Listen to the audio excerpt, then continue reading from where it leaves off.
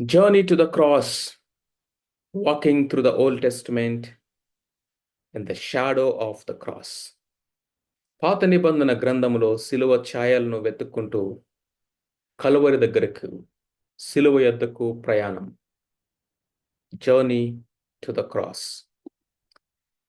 పాత నిబంధన గ్రంథములో శిలువ ఛాయకు సాదృశ్య రూపకంగా ఉన్నటువంటి వ్యక్తులలో ఇస్సాకు యొక్క జీవితం కూడా చాలా ప్రాముఖ్యమైనది.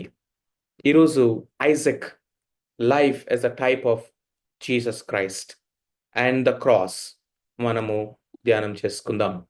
పాత నిబంధన గ్రంథం ఉన్నటువంటి ఇస్సాకు, అబ్రహాము షారా కుమారుడైనటువంటి ఇస్సాకు యేసు క్రీస్తు ప్రభువారి యొక్క జీవితము, ఆయన పరిచర్య, ఆయన యొక్క లైఫ్కి చాలా దగ్గరైనటువంటి పోలిక సంబంధము కలిగి ఉన్నట్లుగా మనము చూడగలం. ఏ విషయాల్లో ఇస్సాకు యొక్క జీవితము యేసు క్రీస్తు ప్రభువుకు సాదృశ్య రూపకంగా ఉంటుంది? మొట్టమొదటిగా కనుక మనం చూసినట్లయితే ఐజక్స్ మిరాక్యులస్ బర్త్. ఆయన యొక్క పుట్టుకను చూసినట్లయితే అది ఆశ్చర్యము, అద్భుతంతో కూడినటువంటిది. ఎందుకని? అబ్రహాము షారా పిల్లల పుట్టడానికి అవకాశం లేనటువంటి పరిస్థితిలో వాళ్ళు బహుకాలం గడిచిపోయి వృద్ధులైపోయిన తర్వాత మృతతుల్యమైనటువంటి గర్భములో నుంచి విశ్వాసము ద్వారా ఇస్సాకును వారు పొందుకున్నారు. అబ్రహాముకు 100 సంవత్సరాల వయసులో ఇస్సాకు పుట్టడం మనం చూస్తాం. ఇస్సాకు పుడతాడని ముందుగానే వాగ్దానం చేయబడింది. అంతేకాకుండా అబ్రహాము, షారా వీరిద్దరూ ఇక పిల్లలు కనడానికి అవకాశం లేనటువంటి పరిస్థితిలో వృద్ధాప్యములో వారు ఇస్సాకును కన్నారు. అది అద్భుతం, అది అసహజం, అది మానవుని యొక్క సాధారణమైనటువంటి ఆ యొక్క పుట్టుకకు అతీతముగా ఉన్నట్టుగా కనిపిస్తా ఉంది. ఇది యేసుక్రీస్తు ప్రభువారి యొక్క పుట్టుకకు సాదృశ్య రూపకంగా కనిపిస్తా ఉంది. యేసుక్రీస్తు ప్రభువారు పుడతారని అనేక వందల సంవత్సరాలకు ముందుగానే యెషయా ద్వారా ప్రవచించబడింది. యెషయా గ్రంథం 7:14 కనుక చూస్తే, ఇదిగో కన్యక గర్భవతి కుమారుని కనును, అతనికి ఇమ్మానుయేలుని పేరు పెట్టబడదురు. వాగ్దానము చేయబడినటువంటి ఆ యొక్క వాగ్దానం యొక్క నెరవేర్పు మనం మత్తయి సువార్త 1:23లో మనం చూస్తాము. ఇదిగో కన్యక గర్భవతి కుమారుని కనును. ఆ కన్యక ఎవరో కాదు, కన్యక అయినటువంటి మరియా. అక్కడేమో ఇక ఎన్నడూ పిల్లలు పుట్టడానికి అవకాశం లేనంత వృద్ధులు వారు, ఇక్కడేమో అసలు పిల్లలు పుట్టడానికే అవకాశం లేనటువంటి ఒక కన్యక ఈమె. అక్కడ పిల్లలు పుట్టడానికి అవకాశమే లేనటువంటి ఆ వృద్ధాప్యంలో ఇస్సాకు జన్మించడం అనేది మిరాక్యులస్ బర్త్ అయితే, వర్జిన్ కన్సీవ్ అవటము మిరాక్యులస్ బర్త్. ఎస్, ఇస్సాకు పుట్టుక విషయంలో యేసుక్రీస్తు ప్రభువారితో సాదృశ్యంగా ఉంటున్నాడు. ఎందుకంటే ఇద్దరిది కూడా మిరాక్యులస్ బర్త్.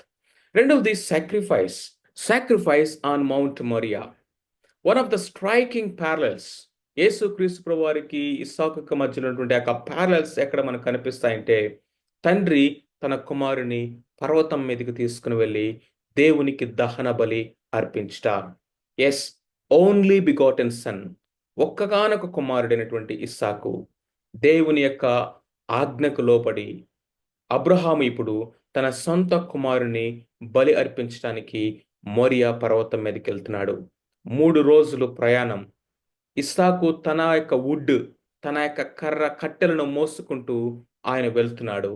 తండ్రి అతన్ని బలి అర్పించడానికి కట్టెల మీద పెట్టి కత్తి పైకెత్తాడు. ఆ దినాన ఒక శబ్దము ఆకాశము నుండి, అబ్రామా, ఆ పిల్లవాడి మీద నీ కత్తి, నీ చేయి వేయొద్దు, ఒక స్వరం వినపడింది. ఇన్ ద సేమ్ వే యేసుక్రీస్తు ప్రభువారి యొక్క మరణాన్ని మనం గనక చూసినట్లయితే, తండ్రి అయినటువంటి దేవుడు తన అద్వితీయ కుమారుని మన కొరకు ఆ కొండ మీద, ఆ పర్వతం మీద, గొల్గొతా కొండ మీద, ఆ కలువరి శిలువ కొండ మీద మన కొరకు బలిగా అర్పించాడు. ఏ విధంగా అయితే అబ్రహాము ఇస్సాకును ఆ మోరియా పర్వతం మీద విశ్వాసమును బట్టి అతని దహన బలిగా అర్పించాడని హెబ్రీ పత్రికలో సెలవిచ్చినట్లుగా అర్పణగా అర్పించాడో, ఆ అర్పణ యేసు క్రీస్తు ప్రభువారి యొక్క బలి అర్పణకు సాదృశ్య రూపకంగా ఉంటా ఉంది. దేవుడు లోకమును ఎంతో ప్రేమించును అని చెప్తున్నప్పుడు ఆ వాక్యం ఏం చెప్తుందంటే ఆయన తన అద్వితీయ కుమారుని మన కొరకు అప్పగించాడట. ఎక్కడా? సిలువ మీద. అతను నలుగు కొట్టుటకు యెహోవాకు ఇష్టమాయెను. Christ was offered by the Father on the mountain, the Mount Calvary. God's only Son, whom he loved. ఆయన ఎంతో ప్రేమించినటువంటి తన అద్వితీయ కుమారుని మన కొరకు ఆయన బలిగా అర్పించాడు. అక్కడ ఇస్సాకు పిల్లవాడేం కాదు. 3 రోజులు నడవగలిగిన వాడంటూ తన యొక్క కట్టెలను మోసుకొని వెళ్ళగలిగినటువంటి స్థితిలో ఉన్నాడు అంటే మేబీ ఖచ్చితంగా ఎర్లీ టీనేజ్‌లో ఇస్సాకు ఉండి ఉండొచ్చు.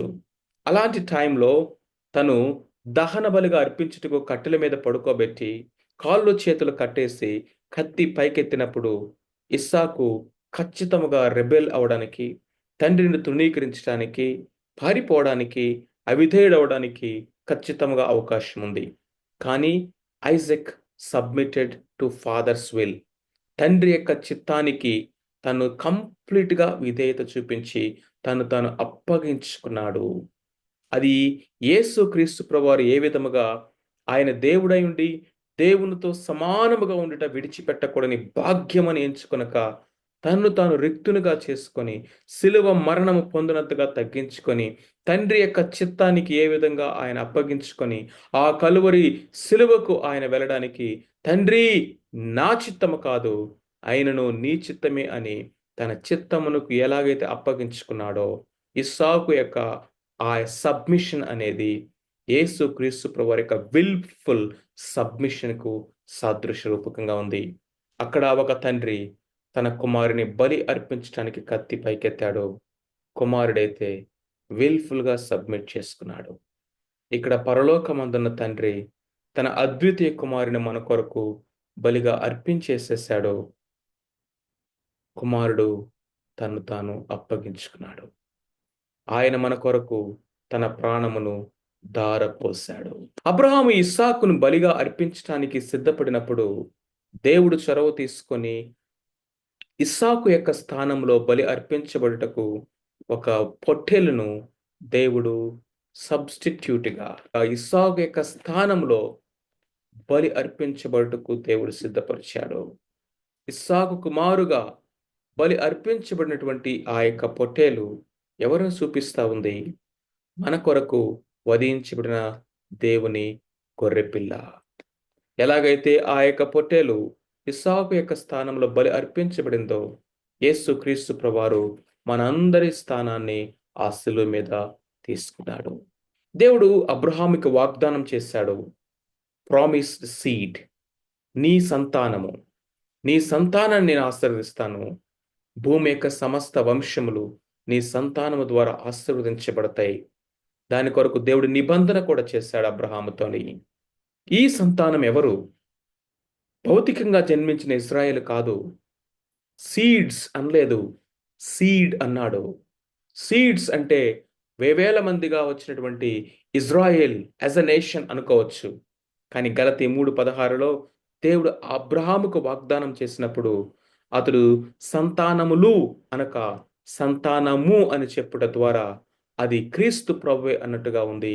The true seed of the real seed of Abraham ఎవరంటే ప్రభు అయిన యేసుక్రీస్తు అన్నాడు. ఇస్సాకు వలనైనదే నీ సంతానమగును. ఇష్మాయేలు కాదు, ఇక మిగిలిన వారెవరూ కాదు. ఇస్సాకు వలనైనదే నీ సంతానము. వాగ్దానము చేయబడినటువంటి వాడు, విశ్వాసము ద్వారా కన్నటువంటి వాడు. In the same way Abraham యొక్క ట్రూ సన్ ఆఫ్ అబ్రహాం ఎవరో తెలుసా? ఆ రోజు ప్రభువు జక్కయ్య విషయంలో ఏమన్నాడంటే, ఇతడు నిజముగా అబ్రహాము సంతానం. విశ్వాసము ద్వారా ప్రభువైన యేసుక్రీస్తునందు విశ్వాసము ద్వారా, పశ్చాత్తాపము ద్వారా తిరిగి జన్మించినటువంటి అనుభవం కలిగినటువంటి వారే అబ్రహాము సంతానము. అబ్రహాము విశ్వాసులకు తండ్రి. Father of faith. Yes, true seed of Abraham ఎవరంటే ప్రభు అయిన యేసుక్రీస్తు వారు. అంతేకాదు ఇస్సాకు యేసుక్రీస్తుకు సాదృశ్య రూపకంగా ఎక్కడ కనిపిస్తావనంటే బ్రైడ్ అండ్ మ్యారేజ్. ఇస్సాకు యొక్క వివాహం యొక్క వృత్తాంతాన్ని కనుక మనం చూసినట్లయితే రెబెకా ఎవరికి సాదృశ్య రూపకంగా ఉంటా ఉంది? సంఘానికి, ఇస్సాకు, క్రీస్తునకు. ఆదికాండం 24వ అధ్యాయంలో జరిగినటువంటి వివాహము, ఇదిగో పరలోకములో రేపు జరగబోయే వివాహానికి సాదృశ్య రూపకంగా ఉంటుంది. అంతేకాకుండా క్రీస్తు ప్రభు ఏ విధముగా సంఘాన్ని ప్రేమించి ఆ సంఘము కొరకు అర్పణగా బలిగా అప్పగించుకున్నాడో దానికి సాదృశ్యరూపకంగా ఉంది. అబ్రహాము తన యొక్క దాసుడు పెద్ద దాసుని పంపించి ఇస్సాకు కొరకు ఒక బ్రైడ్ని, పెండ్లి కుమార్తెని తీసుకొని వచ్చాడు. అంతేకాకుండా క్రీస్తు ప్రభు కొరకై తండ్రి అయినటువంటి దేవుడు సంఘాన్ని సిద్ధపరిచాడు వధువుగా. క్రీస్తు అయితే ఆ సంఘము కొరకు తన ప్రాణాన్ని ధారపోశాడు. తన యొక్క రక్తమును వెలగా ఇచ్చి సంపాదించుకున్నాడు. ఇస్సాకైతే బహుమానాలు పంపించాడు. యేసుక్రీస్తు అయితే తన యొక్క సంఘము కొరకు ప్రాణమును ధారపోశాడు. ఏ విధంగా అయితే క్రీస్తు ప్రభువు ఆయన సంఘము కొరకు ప్రాణాన్ని పెట్టాడో, పురుషులారా ఇదిగో మీ స్త్రీలను, మీ భార్యలను మీరు ప్రేమించండి. క్రీస్తు ప్రేమించినట్లుగా ప్రేమించండి. స్త్రీలారా మీ సొంత పురుషునకు క్రీస్తు ప్రభువు లోబడినట్లు, సంఘము క్రీస్తునకు లోబడినట్లుగా మీరు లోబడండి అని చెప్తూ, అయితే నేను క్రీస్తుని గురించి, సంఘమును గురించి ఈ సంగతులు చెప్పుచున్నాను అని భక్తుడైనటువంటి పౌలు ఎఫెసీ పత్రిక 5వ అధ్యాయంలో రాయటం మనం చూస్తాం. ఎంత అద్భుతం కదా! పాత నిబంధన గ్రంథములో ఛాయారూపకంగా దేవుడు విడిచినటువంటి ఈ యొక్క ఛాయ, ఈ సాదృశ్య రూపకాలు భవిష్యత్తులో క్రొత్త నిబంధనలో నెరవేర్చబడినటువంటి ఆ యొక్క క్రీస్తు ప్రభువుని సూచిస్తా ఉన్నాయి. Isaac and braid, Rebecca, Christ and the bride, the church. ఇది దేవుని యొక్క రిడెంప్టివ్ ప్లాన్, విమోచన ప్రణాళికలను అది మనకి ఎత్తి చూపిస్తా ఉంది. ఆ వెలుగు చూపిస్తూ, లైట్‌ని అక్కడ చూపిస్తూ, ఇక్కడ సిలువ ఛాయ ఉన్నది చూడు అన్నట్లుగా చూపిస్తా ఉన్నది. పాత నిబంధన గ్రంథములున్న ఇస్సాకు క్రీస్తు ప్రభునకు సాదృశ్యరూపకంగా ఉన్నాడు. బర్త్ విషయంలో, సాక్రిఫైస్ విషయంలో, ప్రామిస్డ్ సీడ్ విషయంలో, అంతేకాకుండా మ్యారేజ్ విషయంలో. What a wonderful shadow of the cross and Christ in the old testament. God bless these few words.